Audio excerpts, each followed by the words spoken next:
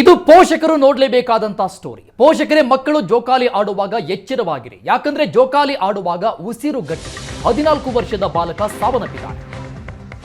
ಜೋಕಾಲಿ ಹಗ್ಗಕ್ಕೆ ಕುತ್ತಿಗೆ ಸಿಲುಕಿ ಬಾಲಕ ಕೊಟ್ರೇಶ್ ಎಂಬ ಹುಡುಗ ದುರ್ಮರಣಕ್ಕೀಡಾಗಿದ್ದಾನೆ.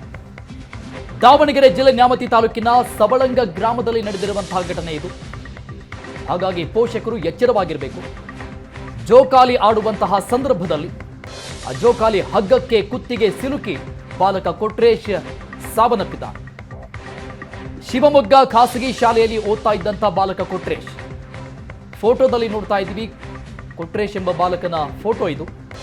ಶಾಲೆ ಮುಗಿದ ತಕ್ಷಣ ಮನೆಗೆ ಬರ್ತಾನೆ. ಮನೆಗೆ ಬಂದು ಜೋಕಾಲಿ ಆಟ ಆಡ್ತಾ ಇದ್ದಂಥ ಬಾಲಕ ಈ ರೀತಿಯಾಗಿ ದುರ್ಮರಣ ಹೊಂದಿದ್ದಾನೆ.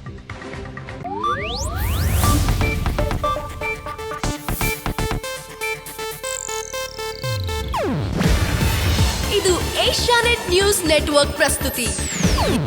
ನೀವು ನೋಡ್ತಿದ್ದೀರಾ ಏಷ್ಯಾನೆಟ್ ಸುವರ್ಣ ನ್ಯೂಸ್.